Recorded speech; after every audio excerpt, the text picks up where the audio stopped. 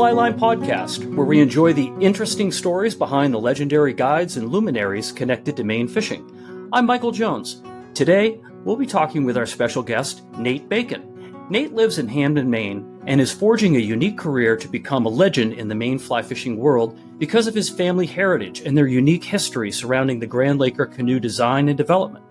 The story is fascinating and will always be of great interest to the guiding and canoeing community in Maine. The Bacon name has been associated with the Grand Laker canoe and guiding in Grand Lake Stream for over 100 years. People have said that the Bacon family was the first to come up with the very first Grand Laker canoe. Fast forward 4 generations and you'll find Nate doing the same as his ancestors did. Nate Bacon is a registered Maine guide for both fishing and hunting and also has a passion for carpentry and woodworking. Canoe building runs in his blood. Nate's great-great-grandfather and his great-grandfather guided their entire lives and in the off-season worked on the Grand Laker canoes. Nate is following in their footsteps to carry on the tradition and not let it fade away. Nate owns and operates Daybreak Adventures guide service out of the Grand Lake Stream region. He is enjoying the family life with his wife Melissa and their 2 children, Wyatt and Charlotte Jo. Nate enjoys upland bird hunting over his 2 French Brittany Spaniels, Scout and Tilly. Nate's work with canoe building has been celebrated a lot in the media as of late, and you may have seen recent television interviews with Nate working out of his shop, demonstrating his craft. He has a unique story to share, and I am delighted to have the opportunity to introduce the Flyline Podcast audience to my new friend, Nate Bacon. Nate, welcome to Flyline Podcast. Hey, thanks for having me. Appreciate it.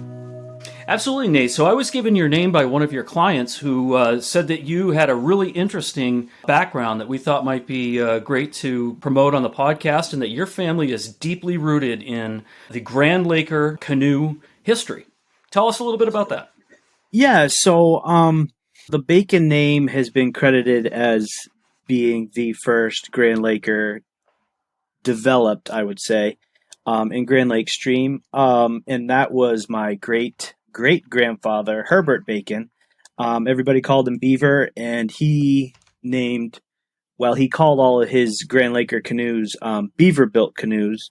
The stamps that are up on the bow pieces from when he built them, and then when his son, Tim Bacon, built them, there was a stamp that says Beaver-built canoes right there, and we actually still have that stamp in our shop today. But that's what they were called, and then Timmy was Herbert's son, and he built probably the most of the Bacon, the Beaver-built canoes over through his heyday. So, and when did your great-great-grandfather do this? Do you know? Give us a timestamp. So as far as I can recall, and as much as I've heard of things, so in the early to mid 1920s, there was a fella, and I can't recall his name right now, but from what I understand, he was actually a client of one of the guides in Grand Lake Stream, and he actually showed up in Grand Lake Stream with essentially kind of the first outboard motor that people have seen in the area, and that prompted a few guides in the area to try and create this so-called Grand Laker to accommodate these outboards, and that was in the early 20s. And then it was Herbert who, what he did was he actually carved out a to-scale model of what is essentially the Grand Laker canoe. It was a 1 inch equals 1 foot to scale model. He even put little metal ribs and everything on it.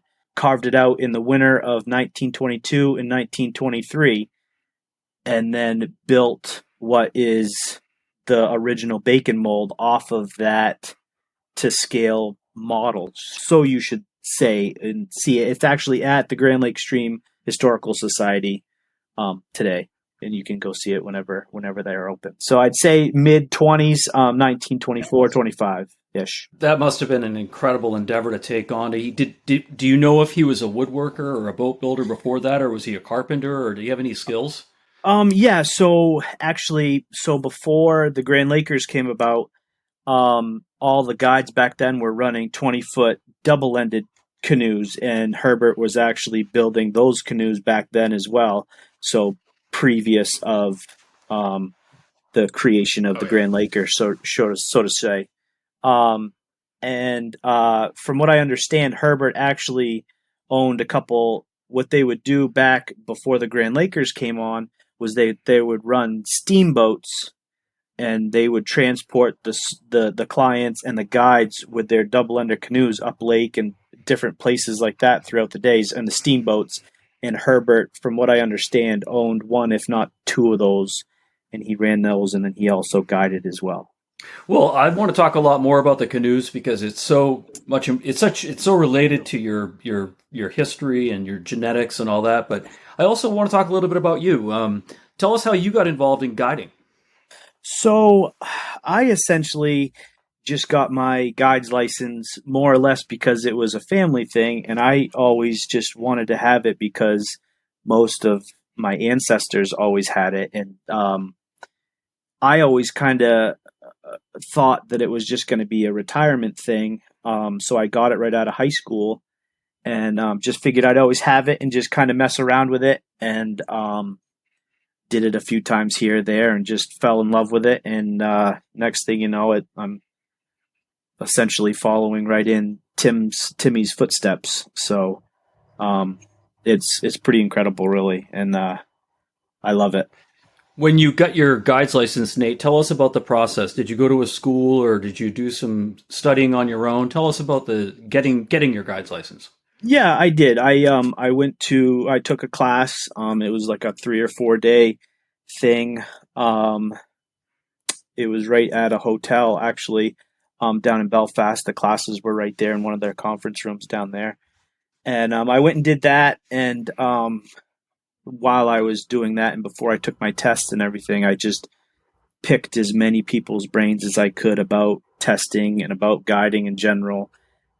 Just kind of dove right head first and went for it. So like I said, I didn't think that it was going to be a full-time thing so soon at a younger age. I always thought it was going to be a retirement thing just to kind of to carry on the tradition and when I got older.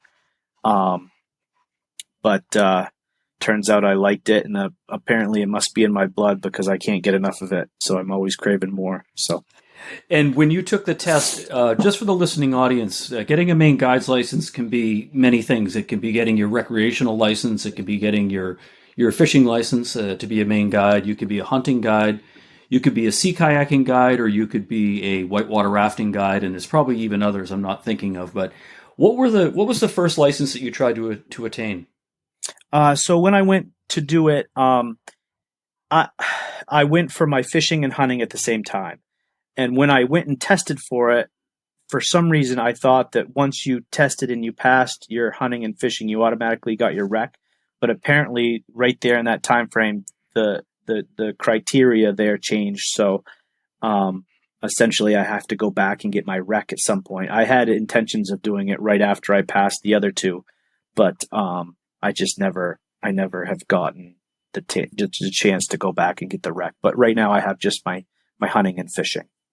Right. So not to keep doing that for the listening audience, but for the listening audience, a recreational guide's license allows Nate to guide people on multi-day trips. And that's probably not what he or I generally do. We do mostly 1-day trips or 2-day trips where the people spend the night in a local hotel or at a local lodge or something like that.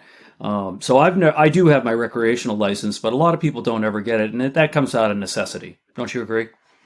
Yeah, absolutely. I kind of thought that I wanted to get it just in case I ever wanted to go on, say, a canoe trip or something like that along those lines. But it's turning into something now where I've fallen in love with the fishing all summer and then picking into the bird hunting come this fall. So there's only so much time in the day to be able in the week to be able to fit everything in. So got to kind of prioritize. So I think I'm going to stick with my hunting and fishing for now.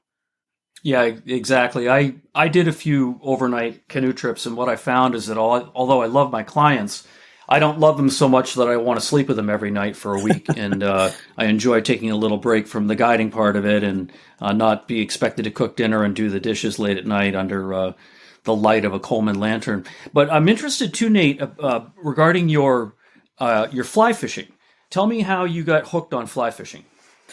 Well, so fly, it's actually kind of come and go. When I was in high school, I had a friend that I played basketball with, and we actually went to the Voc school together for carpentry in high school, and we just kind of fell in love with fly fishing back then. And I was by no means any good at it at all, but we persisted through it, and we just kept doing it and kept doing it and kept doing it. And we'd go on little trips every spring, all around the state, and we just always seemed to kind of merge back over towards Grand Lake Stream. And since the family history and me kind of being tied in with Grand Lake Stream a little bit, and knowing the area and being around there a lot as a kid, we just kind of always ended up going back there. And then I've always enjoyed the peaceful solitude of being in that cold running water and standing there and just it's almost like therapy. Absolutely. And so now you're an avid fly fisherman. You've become a guide. Did you start working for one of the local lodges in Grand Lake Stream, or how did your guiding start? I did. Yeah, I did. So there's a bunch of lodges and sporting camps in Grand Lake Stream.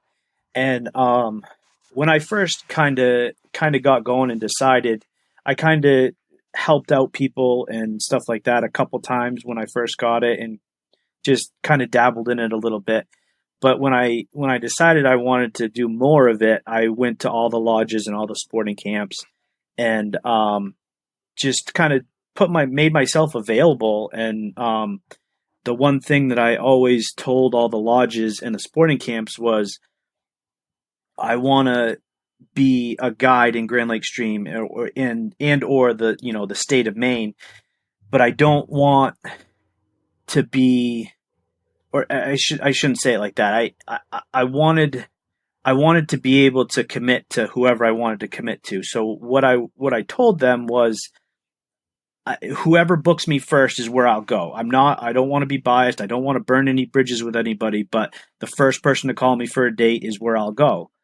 And in the process of that, I actually got talking to a couple of the older guides in town and around, and a lot of them, a few of them kept telling me to work on building my own guide business and trying to be busy for myself to kind of prepare myself for my own fate, so I could control more of what I was doing. And that was kind of where the Facebook and the Instagram pages kind of came on, and kind of where I wanted to head was because that whole clientele, to be busy all summer, that can take years to develop, and quite a while to be able to get enough clients to fill in your whole summer, but for yourself. So you always need the lodges to supplement and to fill in and to help out, to fill your summer in. So that's just kind of how I went about it. And that's kind of how I'm still doing it today. I'm working my hardest to try and get my own people, but I still do a lot for all the lodges. I try and bounce around a lot to help them all out as much as I can. So name some of the places that you work with, some of the lodges that you work with, if you will. So there's the two big lodges. I call them the two big lodges because they accommodate people for, they provide the meals and everything like that. But there's Lean's Lodge, and then there's Weatherby's Lodge right in town. Guide for both of them a lot. And then there's a lot of they're not smaller lodges, but I call them the sporting camps because they have the cabins that have the kitchenettes, and they kind of the guests and the clients kind of do their own meals, breakfast and supper, and then I provide and I prepare the lunches for those. But there's like Grand Lake Lodge, there's Chet's camps, there's Indian Rock camps, shoreline camps. There's I'm gonna miss a couple, and whichever ones I miss, I apologize if you're listening. lodge owners. But there's Grand Lake Stream camps down on the stream. Um, there's a handful more that are right there. There's Flying Eagle Lodge that's down in Princeton, and then Long Lake Camps it's in Princeton too. They're just out of town. So guide for all of them.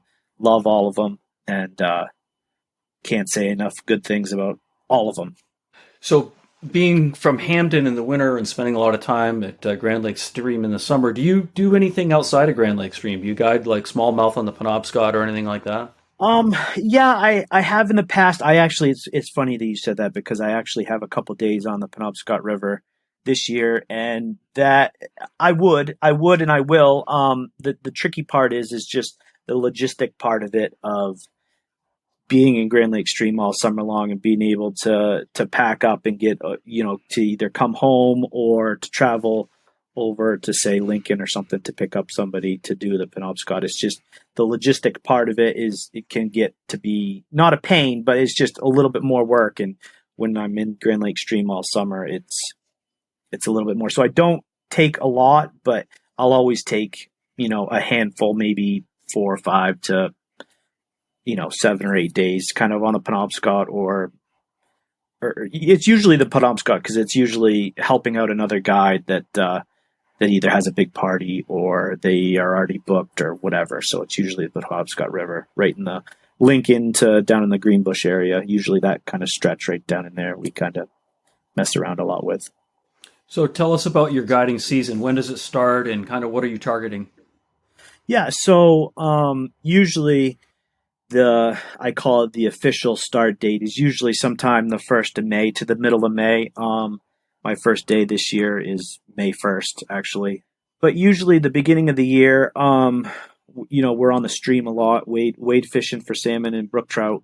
But we can dwindle in a couple early season bass days in with that, and then come the end of May to the 1st of June, we kind of start hitting the bass a little bit more. But the salmon fishing's still good in the stream, and then through June, that's the heyday for the bass season, and we're busy. That's kind of the busy month.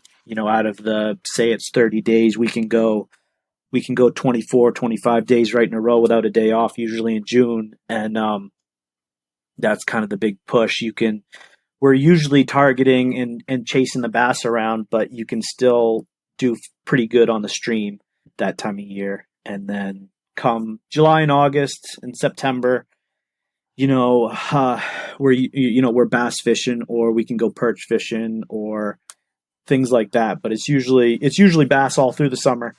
And we're chasing the bass, down the hill into deeper water. When the water gets warmer, we're kind of chasing them around, searching for them. And then come the end of September and then October, we're back to either trolling for salmon or on the stream for salmon again, salmon through October, and then we have an extended season in Grand Lake Stream on the stream to I don't know if it's October 20th or 25th this year, but it's right there somewhere. So we have an extra say 20 days. But well, the tradition in Maine is for the Maine guide to provide a shore lunch, and that means different things to different people. Tell the audience what that means for Nate Bacon's clients. Yeah. So the shore lunches are kind of I call them the highlight of the day, but it's a great break. You're sitting in these Grand Laker canoes for 4 or 5 hours in the morning fishing and everybody's so excited to be out and be fishing and I'm always excited every morning to go out and go fishing with them, and show them what the beautiful places that we have in front of us that we get, the opportunity to do this with. And, just the lunch is it's a great breakup throughout the day.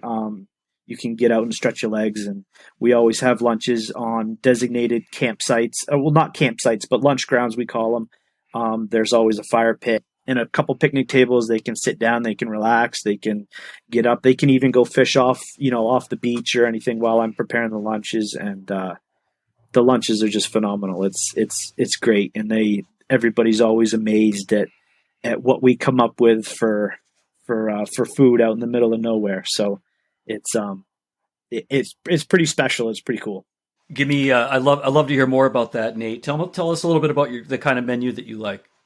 Sure. So if they stay like I said earlier, one of the bigger lodges, either Leans or Weatherby's, they those two places usually provide the lunches, and they get to pick that when they're having, the dinner the night before or whatever. They'll make out the menu of what we cook them, and usually it can be anything from steak to chicken to pork chops to burgers.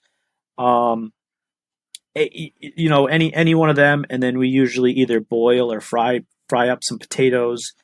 And then for like an appetizer, if we keep a fish or two in the morning, we'll have a fish fry before we eat. So it's like a 4-course meal. So when we show up, the first thing I do is I make the table and I get out the crackers and the cheese and the pickles, and I let them. Those are usually gone within seconds of getting to the lunch grounds. But that I get those out first. Then you get the fish going if you keep any fish. And then like I said, the steak or anything like that, whatever they choose for the main meal, with potatoes. And then there's always a dessert of cookies or brownies or a pie or anything like that. So it's a full 4-course meal, I'd say, and it's an experience for sure. I always grin when people ask about them because it's pretty cool. It's pretty awesome. Yeah, that's great, Nate. And I love cooking a short lunch myself. It's just a nice time for the guide to take a break as well. Although we're cooking, it's a break from guiding, which is a different endeavor. But Absolutely. yeah, thank you. Another question I had for you too was related to just being a guide in general. I mean, our clients, they have a very high expectation level and whatnot, but sometimes things just go wrong. Can you think of a time in your earlier days where you went out and just something that was out of your control happened?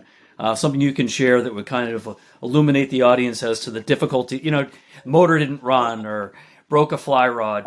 You got any stories like that?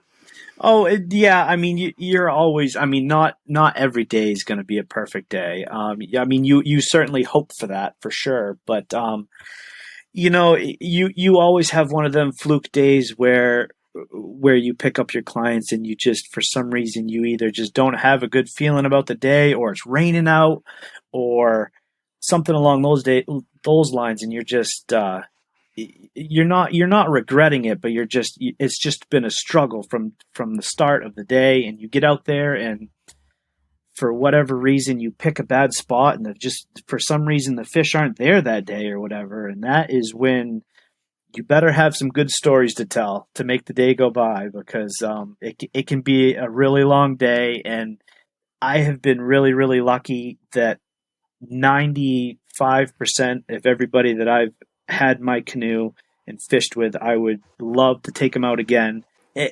For the most part, people, once they get out there, they're already on vacation. They're already having a good time. And you're almost entertaining, in a way. And it's just, you just got to kind of keep that going. And like I said, you got to get the stories out sometimes, and some stories are good, some stories are bad, but some days you just know, and right off the bat too, if it's going to be, you can get out there and you can hit a spot and it's just a dud right off the bat, and you just get a bad feeling, and you're like, oh, it's going to be one of those days. I'm going to have to bring out my notebook of stories to entertain. But I know I keep saying stories over and over, but it can be challenging, but that's part of it, and that's the fun of the whole thing. And I learn something every day, whether it's I learn something from myself or I learn something from my clients, and that's kind of part of it. So it's all a learning experience for everybody. I wouldn't trade it for the world. No, and I say that a lot too, Nate. I mean, we're as a guide, you're part bartender, part psychiatrist, part best friend, obviously fly casting instructor, fly fishing instructor, but there's a lot of things that are out of your control as a guide, weather, fishing conditions and those sort of things, as you mentioned. But I think that as time passes, as the sands of time pass through the hourglass, as they say, all those experiences that we learn from, both positive and negative, we become better guides, and an experienced guide is a good guide. It's not just about someone that knows where to go and what to do, but what to do when the times are tough.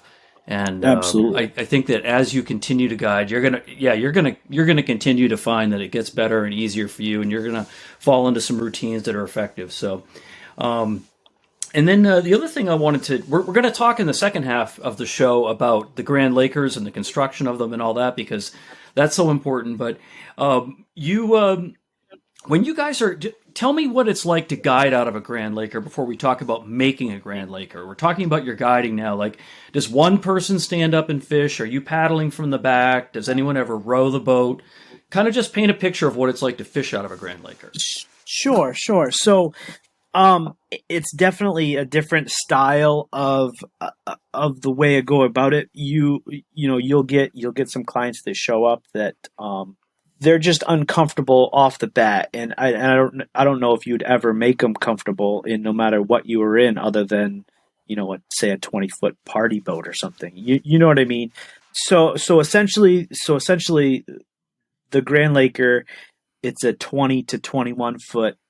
We call them canoes because they're essentially a canoe with a square stern on the back, and then the guide is in the back paddling it or motoring it. And then you have your two clients up in front of you, and once you get used to a Grand Laker and get used to not only being a guide and paddling one and maneuvering one, but as a client and fishing out of one, they're so efficient in the way that we can move along the shorelines and move in around rocks and how shallow we can get. And it's a great setup for a guide, because when you have your sports and your clients, I say sports and clients, but you have your clients in front of you and say they catch a fish, all they got to do is swing their arm around and you're within reach with your net to get them. You don't have to do any walking. The clients don't have to do any, they don't have to get up and like reach or walk to you to get the fish to you, or you don't have to go to them. It's all right there within reach. So it's surprisingly efficient. Going back to like the size of the canoes and stuff, the original canoes were a little bit on the smaller side, I would say. And, you get a lot of the canoes nowadays that, like, you have some people fishing in, the bigger fiberglass crafts that they don't, the newer bigger canoes don't paddle as well. So a lot of guides still like the older original canoes because they paddle better. And like I said earlier, in the month of June, we're cruising the shorelines for the bass, and we're us guides are paddling, 6 of the hours out of the day. So something that paddles easy and gets through the water well is so much more efficient and so much more better on the guide than something bigger that doesn't paddle so good, so to say. The way the clients sit, it all kind of depends on how stable they are on their feet. Like even with my older canoe, that's the original size. It's obviously on the smaller side, like I said, but I've had a couple clients before where they were younger people, and they were very good on their feet. They both stood up and fly fished pretty much all day, and we were perfectly stable. I wouldn't recommend that because that's a lot going on, but I felt comfortable and they were comfortable enough where we kind of adjusted for that. But most generally, what happens is the clients will either sit in the seats that are down close to the bottom of the canoe and fish from there, or a lot of the canoes nowadays have what we call casting seats that are essentially forts that are bigger and wider that they can sit up on and kind of get up off the water just a little bit more, but they sit down on them. That's the ideal way to fish out of them, and people really like that and they're comfortable with that. So it doesn't take too long to get comfortable with fishing sitting down like that, but it can take a little bit of adjustment, but once you get used to it, it's very comfortable. Did that answer your question? Oh, yeah, you answered the question perfectly. So the answer really is that some people sit, some people stand, and you're working from the back. And I can tell you that when I transitioned from guiding in waders into guiding in drift boats, one immediate advantage I had was all of my problems were within 15 or 20 feet of where I was. If someone had a knot, someone caught a fish, I was right there, and it turned into more of a team activity. It was not like someone was 100 yards up the river and you had to go up and help them and then come back down and help the other person out. All your problems were within 15 or 20 feet of where you were, and it just made it so that everyone was working together, and I think there's a real benefit to that. And I think that probably I've fished out of a Grand Lake only a few times, but I see that how that would be effective in the same way. Yeah, it's surprisingly efficient in how well everything kind of works, and after people get used to it. And whether you're spin fishing, whether you're trolling, or fly fishing, all of it, it's very adaptable, and it's very enjoyable. Yeah, and they're a beautiful boat just to look at on the water. They're gorgeous. The shape of a Grand Laker is just great. But Nate, I think we've got to a good place to take our first break. And when we come back from the break, I want to talk a lot more about building a Grand Laker and what goes into that, because clearly you have learned a ton and you've had a lot that you've learned from your family, and I want to hear all about it. Sounds good. I'm looking forward to it. This Flyline flashback involves the birch bark canoe. Native Americans used the strong, lightweight birch bark canoes long before Europeans arrived. The French voyagers quickly adopted it, while natives in turn adapted European tools to aid them in canoe construction. Capable of carrying heavy loads, light enough to be carried around river obstacles such as rapids by only 1 or 2 men, and made from readily available materials, the birch bark canoe helped make possible the unprecedented growth of the fur trade in the 17th and 18th centuries. Native Americans discovered that birch bark was light, waterproof, and strong. It did not shrink, so sheets of it could be sewn together. Unlike the bark of other trees, the grain of birch runs around the tree rather than parallel to the trunk. This allowed it to be formed into sophisticated and subtle forms that became the birch bark canoe. Birch bark canoes held heavy loads and kept passengers and their goods dry. They gave the natives and French who used them an advantage over those who could not obtain the canoes or the birch bark to build them. The British and the Iroquois often had to make do with canoes made of elm bark, or with heavy dugouts, which were not nearly as serviceable. By 1720, heightened competition between the French and British, along with the Native Americans' growing demand for cloth garments, woven fabrics, and wool blankets, resulted in a large increase in the amount of trade goods moving west, necessitating larger canoes. The earlier canoes, which could carry around 1,750 pounds, were replaced by the Algonquin-style canoe, which carried about 6,000 pounds. These were best suited for Great Lakes travel, while the smaller canoes were better suited for easy travel. Maine lakes and rivers were the highways and back roads to access hunting, fishing, and foraging of inland resources.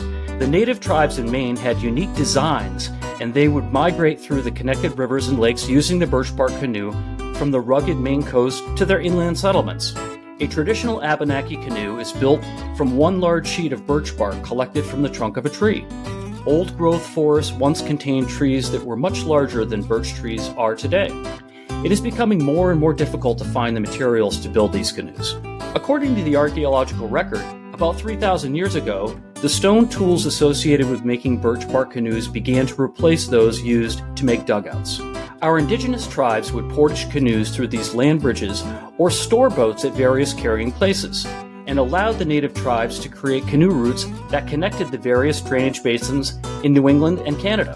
The birch bark canoe will always remain as an icon of the Maine rivers and lakes heritage, with many of the names of these places taking on a descriptive meaning. A few familiar examples are Damascotta, meaning many alewives, Allagash, meaning bark shelter, Kennebunk, meaning long sandbar, Monhegan, meaning out to sea island, Passadumkeag, meaning rapids over gravel beds. And now, back to the second half of our podcast.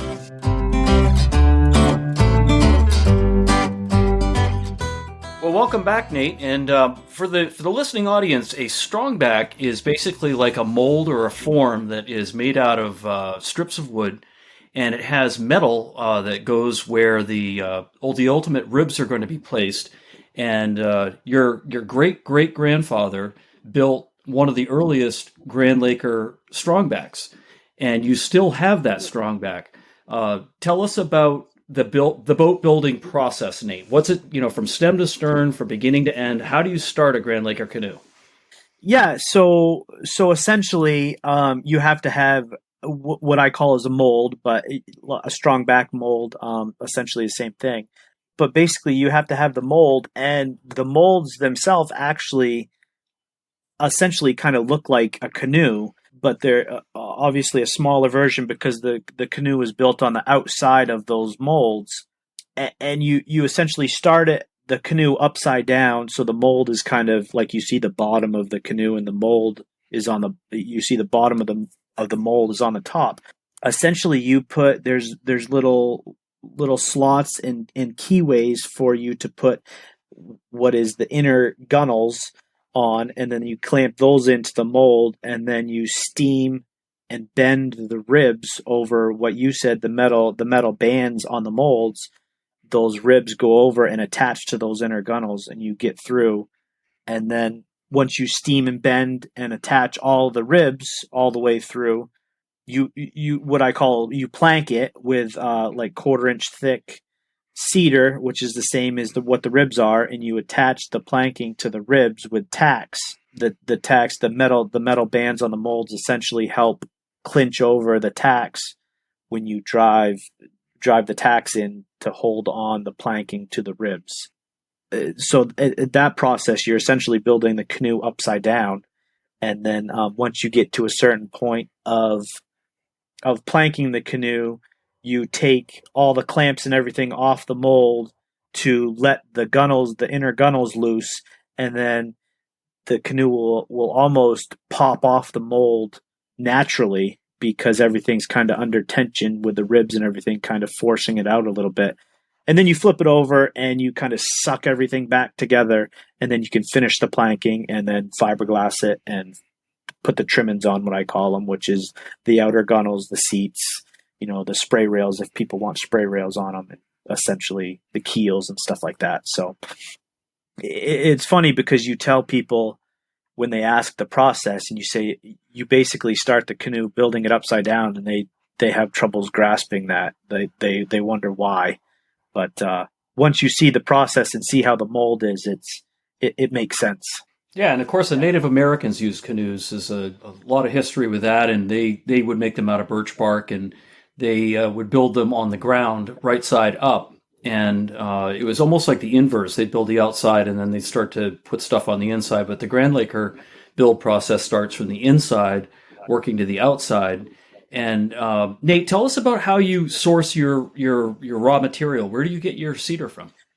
Well, so we if I lived in Grand Lake Stream year round, Grand Lake Stream allows the residents permits to be able to cut um, their own firewood, and they'd allow a permit to be able to cut, and that's how my great grandfather Timmy and Herbert. That's how they did it. Was from what I understand, Timmy would go out during hunting season and he'd either flag them or he would mark his trees while he was hunting of the ones that he wanted to use the ash and the spruce and the cedars. He would mark them, and he'd go and cut them in the wintertime and then bring them back and cut them up and saw them up and dry them and all that stuff. But the way that my father and I do it is, since we're not year-round residents in Grand Lake Stream, we don't have one of those permits to be able to do that. So we essentially just contact. There's a couple small lumberyard sawmills, things like that they source local cedar and local ash and stuff like that. So we kind of source it through that, and then there's another builder in Grand Lake Stream that we kind of bounce materials and stuff off of quite a bit. That if he has something I'll get and I need it, I can get it from him, or if I have something I can either get it for him or vice versa or whatever. But yeah, we kind of have to source our stuff out to be able to find it at local small places. Some of the big lumber yards and stuff like that usually can't get just what we want, but the smaller family owned places usually can either accommodate and they can find it for us, or they already there's a couple places that they deal with cedar a lot, and what they do is they know that there's a few canoe builders in the state, and what they'll do is they will set aside all the clear cedar, which is what we need for ribs and planks. They'll set it aside and have like lifts of it, a few lifts of it for us, and we can just go pick through it and grab it, and then it works out. So they kind of keep us in mind that way. And do you use green wood, or do you use kiln dried wood? Well, so a lot of times, like the ash and stuff like that. Sometimes the ash will actually bend better when it's the greener it is. It's actually a little bit more pliable. The drier it is, sometimes it gets brittle, and sometimes it's really hard. I noticed that actually with the last canoe that I did. I had a few pieces of cedar that we have had up in stairs in the barn for, I'd say my father has had it there for 30 years, maybe not quite that long, but quite a while, 20 years, I'd say. And it just felt brittle. You almost knew before you even steamed it or anything that it wasn't going to be a really great piece of wood, because it was actually so dry that it almost dry rot almost. So yeah, a lot of times we kind of have to deal with what we got, but a lot of times we just air dry stuff for a year or two, and usually that's dry enough where we can make things happen, but still be pliable and work with it enough where we can usually make something out of it. So, I mean, there must be a lot of tools. I know the tools have probably changed over the years, but let's talk about steaming. Tell me how to explain your setup for steaming in terms of like what the construction of do you have a steam box, or do you use PVC pipes? Yeah, so we actually have a steam box, and funny you should say that. We have the original steam box that was made with the original canoe that's actually sitting right in the shop still today, and we actually have used it this winter to steam some other things. But we built a new steam box this winter because this new mold that we made, the ribs are just a little bit longer than what the old steam box would fit. So we essentially had to build a new steam box, but we just replicated the same exact setup, just a little bit longer of what the old steam box was. But we have essentially like a little tub that we soak the ribs and anything that we want to steam in, that's just got just enough water in it to make everything, to soak everything. And then the steam box is right beside it. And that's just propane fired is all that is. Timmy, my great grandfather, and Herbert, they had a wood stove, and they put like a kettle or something on the wood stove with a pipe running up to the wood box, to the steam box there. But yeah, so the steam travels through the steam box, and is there a critical temperature that you think that ash and cedar bend at? Do you have a thermometer or anything, or how does that all go? No, we it might be beneficial if we did, but we don't. We've kind of gotten the recipe down where it works for us, where we let the ribs soak for even a day or two. And then we got kind of a time frame once the steam box gets hot. How long is usually pretty good to let the cedar steam, and then to cook. We call it cook, to let the cedar cook, and then the ash. You got to let it cook a little longer. It's hardwood. It's just a lot harder, and it just takes a while. We let it soak a few extra days to just get wet, to soak up some of that moisture, and then steam it.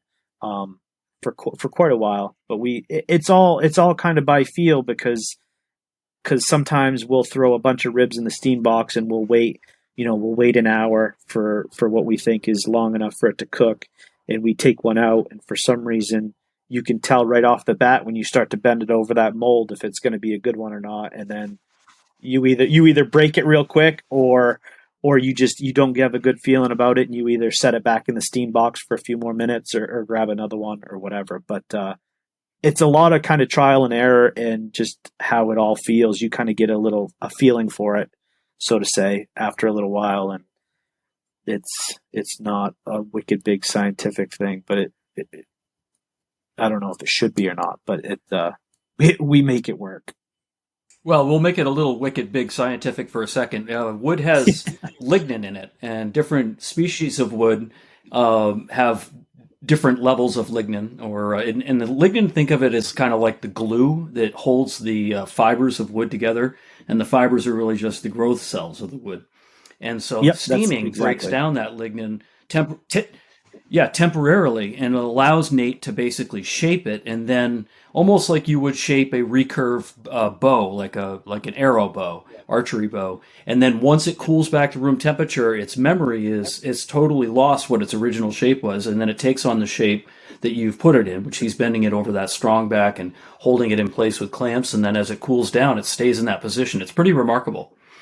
Yeah, no, exactly. That's definitely, as I would say, the more scientific version of it. But yes, that it, yeah, essentially, exactly. You're almost cooking the memory out of it and then re-identifying how it wants to be, more or less. So, Nate, I know that in like back with the original Old Town and some of the early canoe makers, they used to use canvas cloth, but it's not as durable as modern fiberglass and epoxy and whatnot. Do you know in your own family history, like the transition? I'm sure probably the first one was a canvas that your great grandfather made. Do you have any notes or anything as to when they switched over to using modern epoxies and fiberglass? I we don't have anything written down of when they kind of transitioned. I do know that my father built a canoe with my great grandfather Tim in the early '80s, and when my father built that, they canvassed it, and it's actually still canvassed today. It's from what I understand, that canoe is the last canoe that Timmy ever completed. Was in, I'd say, 1984 ish. But that one's canvas. But to think about it, so it would be my grandfather, which would be my father's dad, Greg, who was Timmy's son. He had a canoe that I believe Tim built when Greg was in high school, so that would have been like in the late 40s, and that was canvas for a long time. But I think my grandfather either ruined the canvas one too many times, and Tim got sick of repairing it or whatever. But that's fiberglass. So, and I don't know what year they fiberglass that. And there's one canoe builder. I don't really think he's building any Grand Lakers anymore. But he still to this day, I think within the last couple of years, if he was going to build a canoe, he still canvassed it. My father and I, we can either canvas or fiberglass. We almost barely ever do any canvas work anymore, just because people don't want the maintenance of it, or they want something more durable, or whatever the reasons are. But we have the ability to do either or. But I don't remember the last time we messed with a canvas. We've done a couple canoes that had canvas on it that we fiberglassed, but we haven't recanvassed anything in a while. So, And canvas is just that. It's fabric, and then fiberglass, of course, is just that. It's fiberglass, and fiberglass is incredibly abrasion resistant. And so there would be no reason to ever go backward and use the older technology unless you were just doing it for, historical purposes, or you were doing a repair on an old boat or something like that. One question we have too, Nate, is, okay, let's say you and your dad embark on a new canoe build. How long does it take to build a Grand Laker? that's kind of hard to say as well. I would guess it would be anywhere between maybe 100 to 120 hours worth of work. And it's probably stretched between, say, 2 or 3 weeks, because there's some days, on the, the rib day when you're bending ribs. I mean, that can take you 6 or 7 hours to bend the ribs for that day, depending on how everything's going. But then you can also get to a time where you're putting the fiberglass on, and you're on the second, you're on the filler coat of fiberglass, and you get it done in an hour. So some days are days, and then some days are not much of a day at all. So it can get stretched out to say 2 or 3 or even a month long, depending on the conditions and kind of how much you get done in a day, and what you accomplish, I guess, so to say, throughout the day. But a lot of times it's good to have multiple things going because of that. It'd be great to have two canoes going at once, because then you could switch. You could work on one and get that one caught up, and then you could work on the other one to fill out the rest of the day. And that's the kind of the tricky part in the shop, because there's a lot of times like just I said, you get one done and then you have to have another project going on, and that's kind of where a lot of the smaller projects have kind of come in for us to kind of just fill out the days throughout the winter. Yeah, as my friend Tom Petty used to say, the waiting is the hardest part. But that's right. Yeah, so Nate, the tools that you're using now are probably quite different than the tools that you were your great grandfather and your great great grandfather were using. I mean, I'm guessing you guys have a planer that you're reducing down to get to that 1/4 inch thickness in certain parts and pieces. What other modern tools are you using, or are you still using any traditional tools? Well, it's funny that you said that. We actually had a TV channel come out last week and do a little write up on us, but and the canoes and everything, and that they got into the same thing. But it's funny because I don't remember much of my great grandfather Tim, but my dad does, and Dad just remembers going into that shop back when Tim was still working on him, and he said that there was there'd be 40 hand saws lined up on the wall, and every single one of them had a different tooth, a different rake and a different tooth configuration on it, and hand planes, and he really didn't have a whole heck of a lot of tools other than like a table saw and a bandsaw, and I think, from what I understand, there was only maybe one or two of the canoe builders back then that they had like a planer, like an old fashioned planer in town. And I think, I could be wrong, but I think like a lot of them canoe builders they'd get together and they'd spend a few days and they'd all use that planer. They'd go to that guy's house and they'd bring all the material and they'd use it and use that machine, and then they'd go back to their own shops and they'd start working away. But nowadays it's a lot, I use a router for a lot, and just the little handheld 1/4 inch spindle routers are invaluable for a lot of different things. And we have a planer, we even have like a surface sander that you can run through that's essentially the same thing as a planer, but it's sanding instead of planing, so you can take off a lot less of material than the planer, and we have, a big old bandsaw and table saws and drill presses and all, a lot of things. But I say that my father and I call it the Timmy hammer, but we still have the hammer that Tim always used when he used and built his canoes. And my father and I, we still use that daily, that hammer. And it's kind of special we call it the Timmy hammer, like I said, but we go and we grab that, and it's like he's still working with us. So what was the first? How old were you when you took on your first canoe build?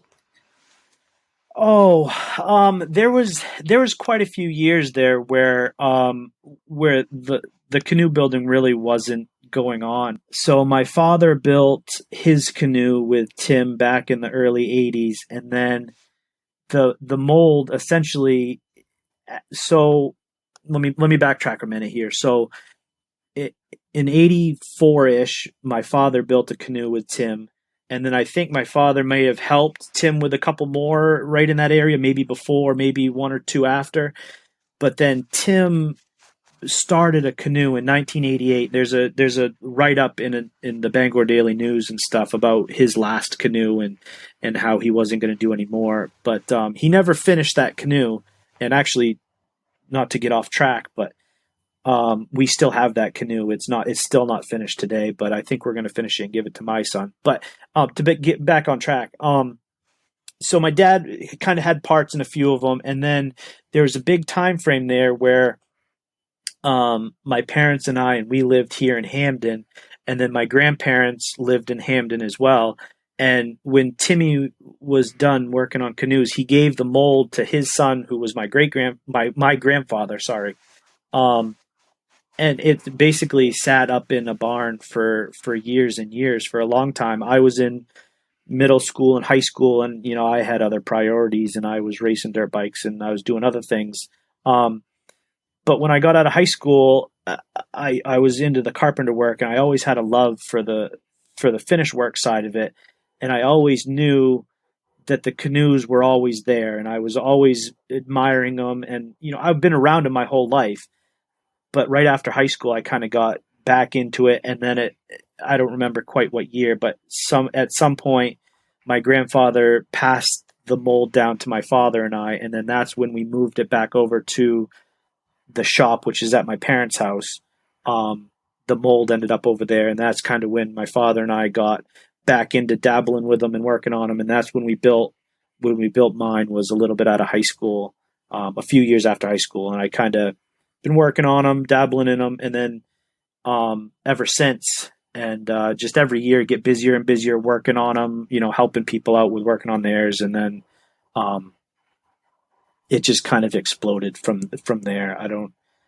It kind of evolved all from doing the finish work, in carpentry and finish work, and having a love for the finish work. And then I always was, I always, it apparently is in my blood, because I've always gone back to the canoes, and it's just has worked out where I could do that now all winter long, essentially. So who are your customers, Nate? Who buys a Grand Laker from Nate Bacon? Well, honestly, anybody that wants one. But you get a lot of the guides right in Grand Lake Stream. We're all fishing out of them, so everybody wants one, or everybody needs one worked on. Not everybody is inclined or willing or even want to work on their canoes, whether it's a big major project of fixing ribs that get broken, or just as something as simple as putting fresh varnish and paint on it. There's so many of them around, and there's only a couple of us that are really pushing to work on this stuff and are interested in working in this stuff. But as essentially people that see the Facebook and Instagram pages get interested in it, and I'm involved with a lot of, I don't know if I'm really involved, but I'm a part of a lot of canoe building Facebook pages and people chats and stuff like that. And people get interested, and they like the history of them. And then when they find out, there's a link there, they really get interested. And then there's a lot of clients as well that, you take them out and they're like, holy cow, this thing is awesome. And it grows from there, and it kind of just explodes at that point. But, yeah, a lot of different little realms that people can get attached to them for. So yeah, I worked at a fly shop for years, and we had a builder in Oakland that was making Grand Lakers, and basically we promised him a purchase of a Grand Laker every year. We'd buy it, and we had a year to sell it, and we sold every one of them. And oftentimes it was not a guide. It was someone that just wanted one for their own recreational purposes. And do you guys supply trailers with them or covers? Speak to that a little bit.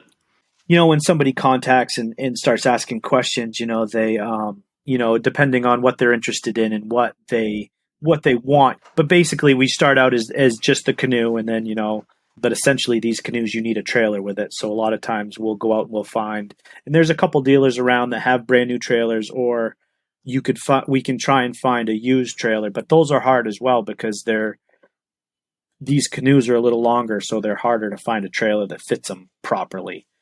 But a lot of times it's just as easy to outfit the canoe with a trailer, and then they can do their own outboard or whatever they want. But yeah, so does it? I know, with drift boats, we have a canvas cover that goes over them. Is a Grand Laker covered? Yeah, so they're not essentially covered, but there's a couple canvas shops that they don't specialize, but they do canvas covers. And there's a couple of them that I recommend. And if I build a canoe for you and that you want a trailer and a cover and everything, just, you know what I mean? That's all part of a package. You know what I mean? It's just how much do you want to spend, and how far do you want to go on the whole deal. But that's all things that either I can accommodate or you can do on your own type of deal. So, excellent. Let's talk about your bird dogs, because I know that you have a couple of French Brittany Spaniels. Yes, and you're also a hunting guide, Nate. Tell us a little bit about what your expectations are for this coming year. Are you going to try to get out in the woods with clients this year, or what's going to go on with that? Yeah. So this year I'm looking to pick up just I'm not gonna go full out because I'm only gonna have one dog, hopefully ready for fall. But I am picking up days for pretty much just the month of October. But I had a bird dog back years ago, and I absolutely loved it. I never guided with it, but I loved it, and I loved the dog, and I just grew a love for the upland hunting part of it. And then I got out of it for a few years because the dog got old, and I had to the dog passed away. But there was a few years there, and then once I started kind of getting back into the guiding thing, and decided that this is what I want to do for a living, summers, the whole it got my wheels turning again to get another dog, because that just essentially extends my season for another month, basically. And I was missing it. I wanted to get back into it, and I'm just a dog lover in general anyway, so it was just kind of a natural fit to get back into it, and it's all worked out. So Yeah, and I don't trust people that don't love dogs. We're dog lovers. I have two English setters, and I don't actually really guide over my dogs for money, but I do take out a lot of friends and also fishing clients.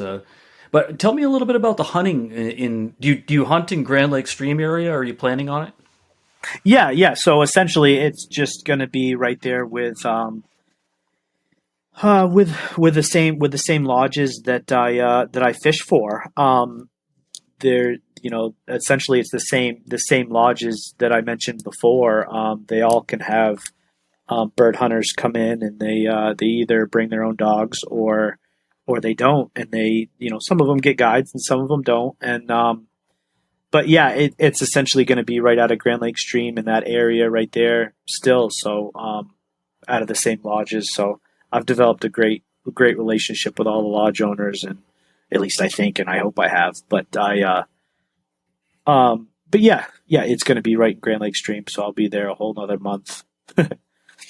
Yeah, it's great. I mean, my only advice would be if you and your wife love dogs, get another one, because as a guide, it helps to have a backup dog, a few years apart, so that when one gets older, you're not missing a step. You got another dog coming right up through the ranks.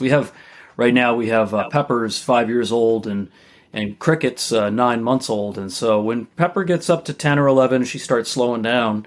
We'll have another 5-year-old dog working right with her in the woods. So, just advice.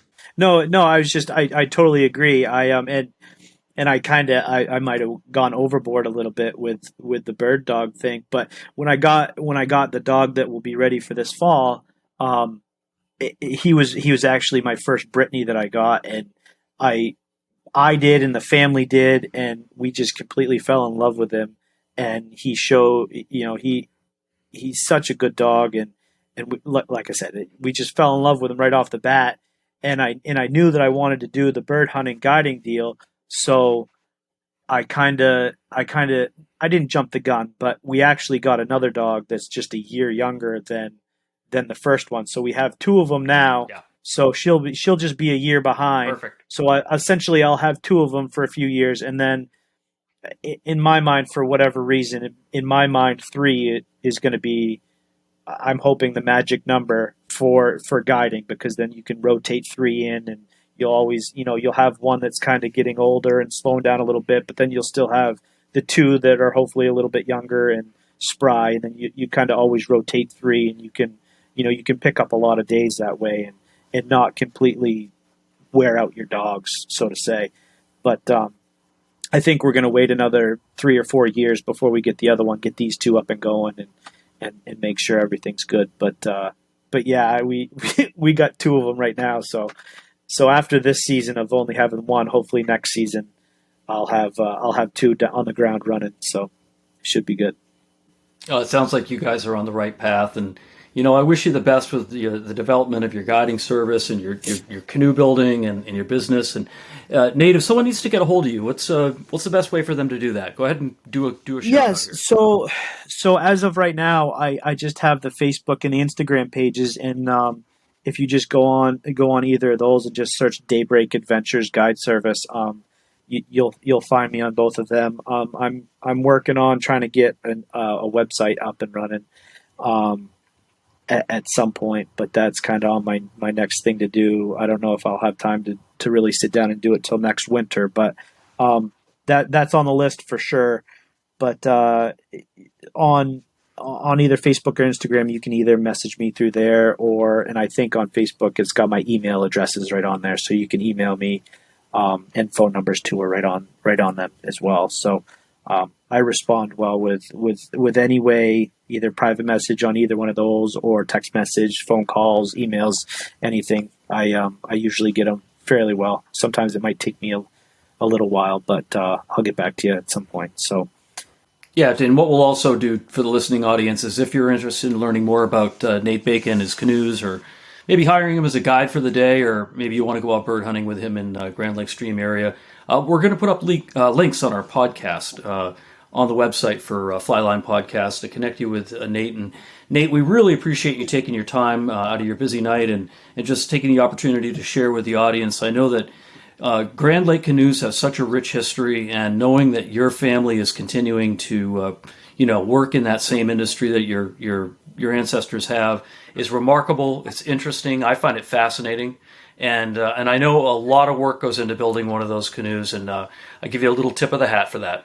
Well, thank you very much. I appreciate that, and they are a labor of love for sure. But boy, don't I love it! That brings us to the end of this episode. Thank you for joining us for this intimate discussion, and thank you for listening to Flyline Podcast. A new Flyline Podcast episode will be released every 2 weeks on Tuesdays, so be sure to come back to meet our next famous guest. Until then, this is Michael Jones. Flyline Podcast is a product of Riverside FM.